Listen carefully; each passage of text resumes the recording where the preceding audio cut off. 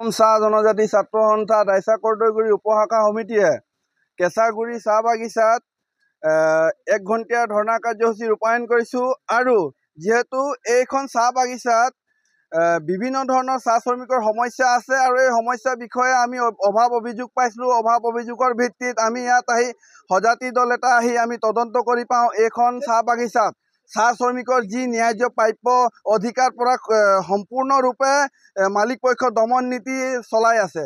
যেহেতু ইতিমধ্যে এইখন চাহ বাগিচাত দৈনন্দিন মজুৰি 251 টকাৰ পৰিৱৰ্তে 205 টকাকৈ দিছে। সম্পূৰ্ণ শ্ৰমিক আইন উলংঘন কৰিছে।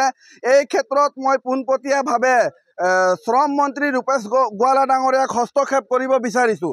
ৰূপেশ গোৱালা ডাঙৰীয়া, আপুনি এই বিষয়ে হস্তক্ষেপ কৰক আৰু লেবাৰ কমিশনাৰ মহাশয়ক অনুৰোধ জনাইছোঁ অতি শীঘ্ৰে হস্তক্ষেপ কৰি এই যিজন কেঁচাগুৰি চাহ বাগিচাৰ স্বত্বাধিকাৰী আছে তেওঁৰ পক্ষে অতি শীঘ্ৰে উচিত ব্যৱস্থা গ্ৰহণ কৰক।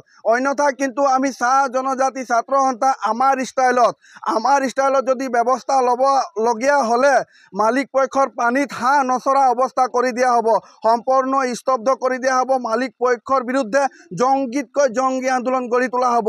ইয়াৰ পৰা একমুখে আমি ধিক্কাৰ জনাইছোঁ। আপোনালোকে চাহ শ্ৰমিকক এনেদৰে ঠগ প্ৰবঞ্চনা কৰা বন্ধ কৰক, অন্যথা কিন্তু পৰিস্থিতি ভয়াৱহ হ'ব। আৰু অসম চাহ জনজাতি ছাত্ৰ সন্থা যিকোনো পৰ্যায়ত যিকোনো মুহূৰ্তত আমি ব্যৱস্থা ল'বলৈ বাধ্য আছোঁ। আমি সময়সীমা নিৰ্ধাৰণ কৰি দিছোঁ। এই সময়সীমাৰ মতে যদি চাহ শ্ৰমিকৰ দৈনন্দিন মজুৰি বৃদ্ধি নহয়, চাহ শ্ৰমিকৰ জৰুৰীকালীন পৰিস্থিতিত যদি এম্বুলেন্সৰ ব্যৱস্থা গ্ৰহণ কৰা নহয়, 2023 চনৰ পৰা 2024লৈকে প্ৰায় সম্পূৰ্ণ 1 বছৰ PF-ৰ নামত টকাটো কৰ্তন কৰি সেই PF-টো সম্পূৰ্ণৰূপে সম্পূৰ্ণৰূপে PF-এ বন্ধ কৰি দিছে। এইবিলাক টকা অতি শীঘ্ৰে মোকলাই দিব লাগে, অন্যথা পৰিস্থিতি